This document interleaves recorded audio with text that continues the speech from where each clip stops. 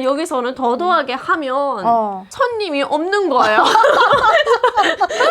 내려놔야 되네. 네, 이제. 내려놔야 되는 거예요. 개별전이니까. 개별전이니까.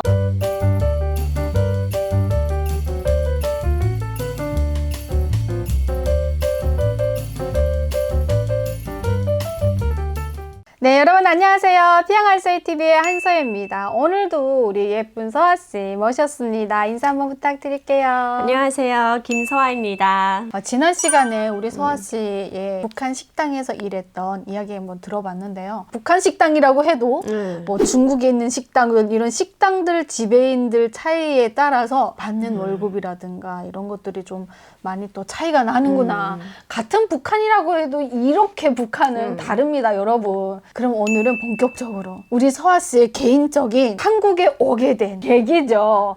우리 한국 남자를 만난 얘기 한번 나눠보도록 할게요. 북한에 있을 때는 한국 남자에 대해서는 환상이 없었다. 뭐 어렸으니까 그랬다고 했잖아요. 언니들 한국 남자랑 연애하고 이런 거 봤어요? 많이 봤어요. 봤어요? 네. 그 알면서도 눈 감아주는 거예요? 그때는 식당의 영업을 위해서 그 매출을 올리려고 이렇게 열심히 하는 것 같다라고 생각을 했는데 그 와중에도 막 하트 날리는 언니들이 보이는 거예요.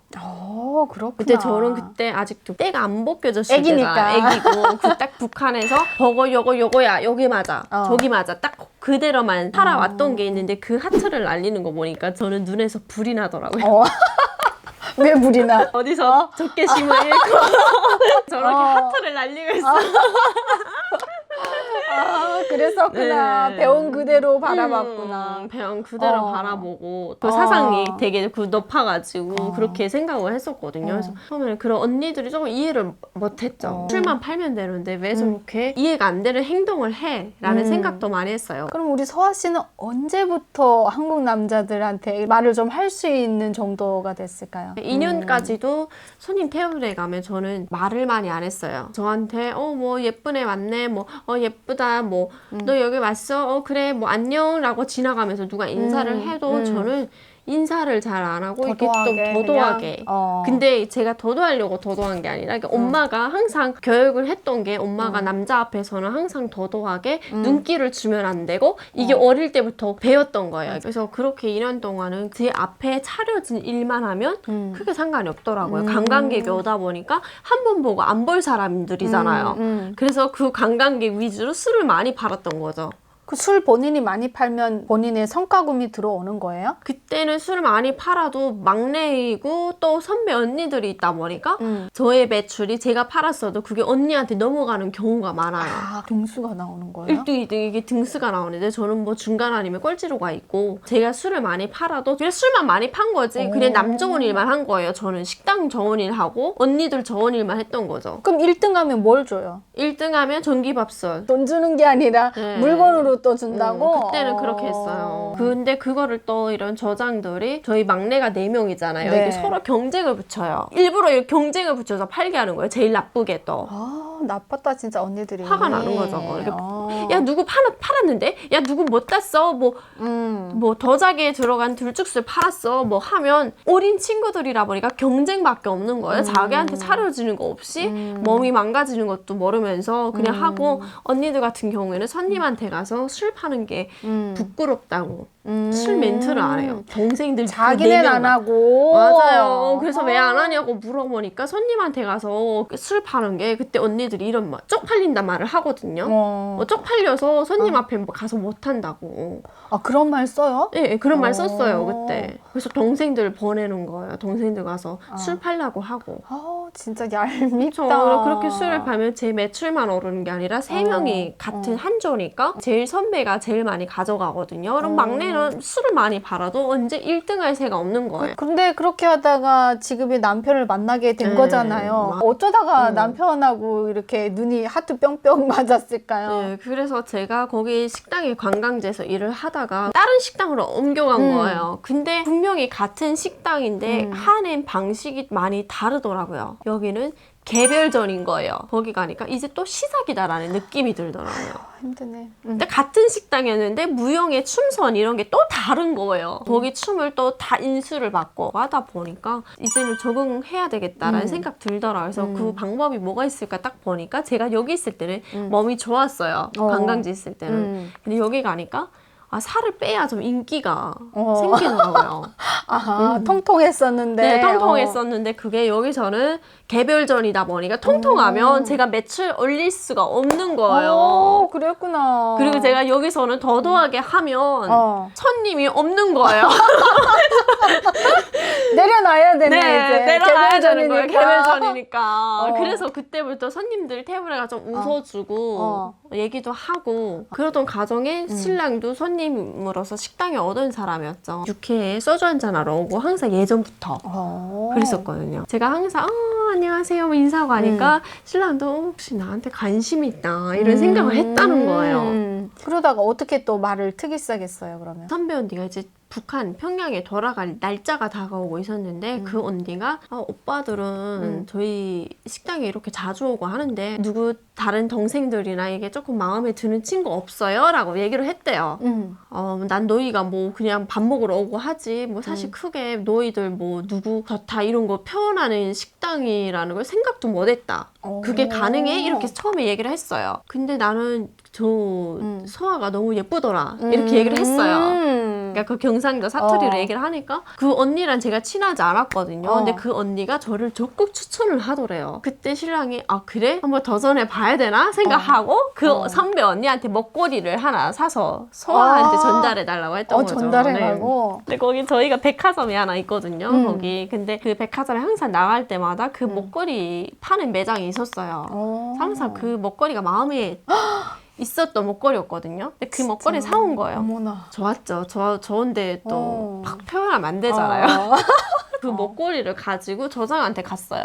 저장 언니 이거 저희 저 손님이 이거 저한테 준 건데 보고해야 되니까. 보고하면서 줬다. 근데 저랑 같은 룸메이트 쓰는 언니가 있었거든요. 근데 그 언니가 저희 신랑한테 신랑은 내 사람이 하고 딱 그 찜을 해놨는데 제가 가서 얘기를 해도 되는지 모르겠다라고 얘기를 했어요. 그냥 뭐 먹거리도 주고 하면 뭐 저 손님 너한테 빠졌네. 너 좋아하네. 그럼 네가 당연히 가서 하는 거지. 왜 언니 눈치를 봐. 저 언니는 그럼 손님한테 잘 못한 거야. 그러니까 인사가 제대로 안 한 거지. 손님들이 들어오면 북한이라는 것 때문에 되게 두려워하시는 분들 계시거든요. 경직되고. 그쵸. 궁금해서 들어왔지만 경직되시는 분들 많이 계시니까 그런 분들을 많이 풀어줘라 하고 대화를 하라고 보내거든요. 야, 저 언니는 그럼 저 손님한테 가서 대화도 안 한 거야. 그래서 저 손님이 너한테 어필하는 걸 수 있어. 네가 가 이렇게 된 거예요. 그래서 그래 연기 내서 가지 하고 이제 개별전이니까 한 번 더 네. 해본다. 갔죠. 식당에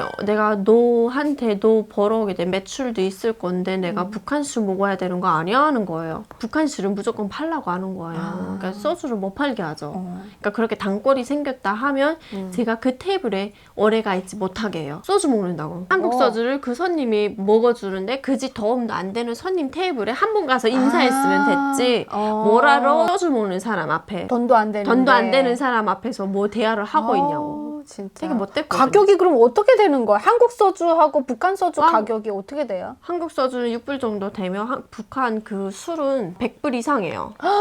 100불 이상을 그렇게 몇 병을 먹어줘야 인정을 해주는 거예요. 그러니까 중국 사람들 같은 경우에는 술을 한번 먹으라고 하면 진짜 많이 먹거든요. 그러니까 거기에 몰입해요. 식당에서는 CCTV를 딱 보고 저기 지금 술 엄청 팔리는데 그쪽에다 애들 다 보내 이렇게 해요. 전략을 짜네. 전략을 완전히. 짜는 거예요. CCTV 보고 사장은 그것만 봐요. 영화 같다, 영화. 또 보이지도는 그거 켜놓고 누가 팁을 받고 보이지던 이런 걸 감시하는 거야? 보이지도는 그 팁이 자기한테 차려주는 몫인가 봐요. 그 팁으로 뭐 사업용으로 쓰라 이렇게 사장이 풀어놓은 것 같기도 해요. 팁에 엄청 집착을 하거든요. 애가 팁을 받고 어디로 가는지 그거 막 찾아보고 막 뇌물을 받았는데 어디다 숨기는가 그런 거 살피고 연애하는 거는 안 살펴요? 연애한다고 생각을 안 하는 거죠. 못하는 거야. 네, 못하는 거죠. 남편은 그 다음부터 북한 소주 좀 팔아주고 했어요? 처음부터 북한 술 주면 안 되잖아요. 그래서 괜찮아요. 소주 주세요 했죠. 쿨하게.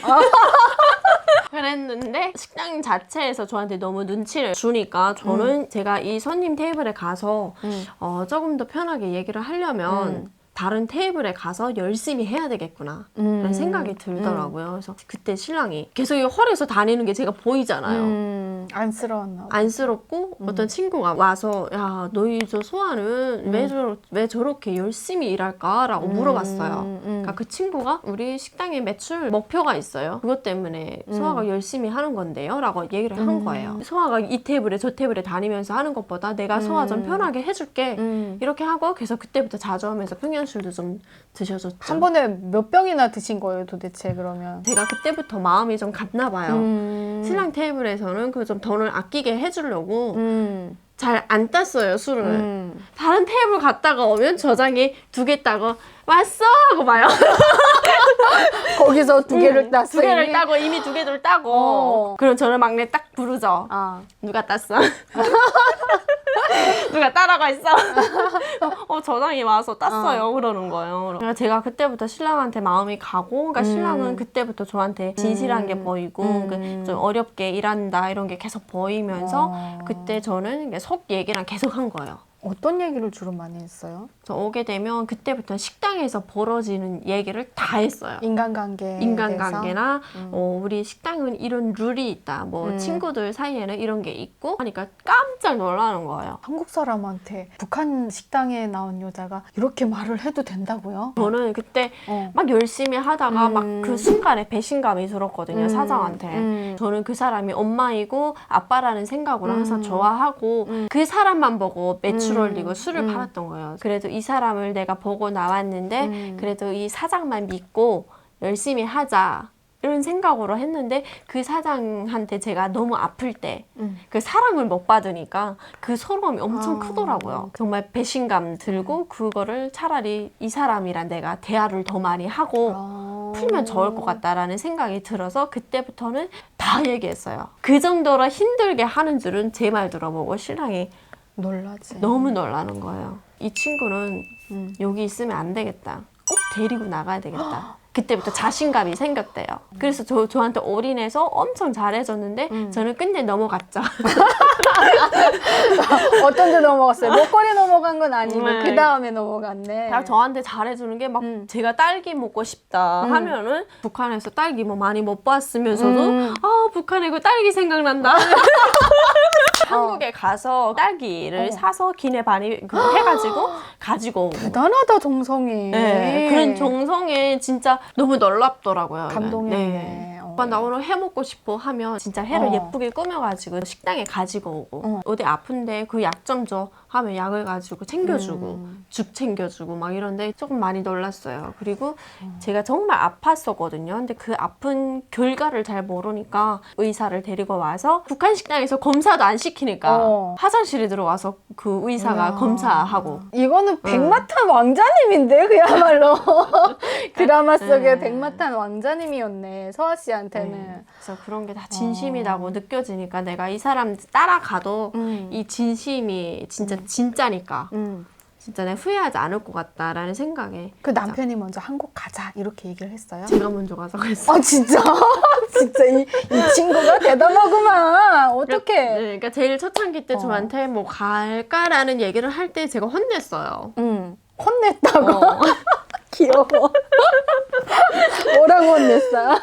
무슨 얘기 하냐고 그런 얘기 다시 하면 진짜 식당에 못 온다고. 그러니까 오늘만 봐준다고 했죠. 사귀고 얘기하고 뭐 식당의 얘기를 전부 다 얘기하고 해도 한국에 가잔 말을 한 번도 못 했어요. 그럼 언제 소아 씨는 가자고 했어요? 그래서 신랑이 내가 너 평양에 들어가면 너 부모님이랑 다 모시고 올 수 있게 보낼게 라고 했죠. 그래서 신랑이 한국 가자는 말은 차마 못하고 평양이라도 가라고 했던 거죠. 그러니까 저는 평양에 가겠다고 사장 바지가랑이 막 잡고 따라다니면서 보내달라고 한 3개월을 전랐거든요. 3년 되면 나가잖아요, 어차피. 저 일 잘하는 친구들만 더 연장해놨어요, 이미. 그러니까 저는 계속 따라다니고 하니까 사장이 평양에 지금 사는 거도 지금 못 봐서 그런다고. 철없는 얘기를 하고 있네. 너 평양에 지금 얼마나 어렵게 사는데 평양에 가겠다고 하냐? 라고 하는 거예요. 저한테 처음에 겁도 주고 위협도 하고 뭐 달래기도 하고 너 정확한 이유를 말해 해서 사실 아빠가 너무 보고 싶어서 한다니까 그거를 그냥 구실로 쳐주더니 그래 아빠 보고 와? 하고 2주 동안 휴가를 주더라고요. 이렇게라도 가니까 이제는 아프다고 하고 나가면 안 되겠다라 생각을 했죠. 평양에 딱 가니까 그 평양이 제가 생각했던 평양이 아니더라고요. 캄보디아에서 갇혀서 살았지만 에어컨도 써보고 예쁘게 하고 다니고 자유롭게 살았더라고요. 나름 그나마. 힘들었는데 그나마 2주 휴가를 마치고 캄보디아 나가야 되겠다 하고 캄보디아 나가서 바로 한 달 뒤에 탈북했어요. 남편한테 한국 가겠다고 한국 하고 가자고. 우리 서아 씨 채널 보면 굉장히 좀 어려움이 많았더라고요. 막 지붕 꼭대기에서 막 떨어지고 막 이러면서 엄청나게 이 힘든 과정을 거쳤는데 남편을 어쨌든 정말 그 백마탄 왕자님을 만난 과정은 제가 들어도 정말 드라마 같고 남편의 정성이 참 대단하다라는 생각이 드네요. 네, 오늘 우리 서아 씨의 영화 같은 이야기 너무 잘 들었어요. 오늘 고생해준 우리 서아 씨에게 여러분들 많이 관심 가져주시고요. 서아 씨 채널 들어가면요, 서아 씨의 탈북 스토리들이 많이 쭉 나와 있어요. 그것도 여러분들이 한번 들어가 보시면 좋을 것 같습니다. 네, 오늘 영상 여기서 마치도록 하겠습니다. 감사합니다. 감사합니다.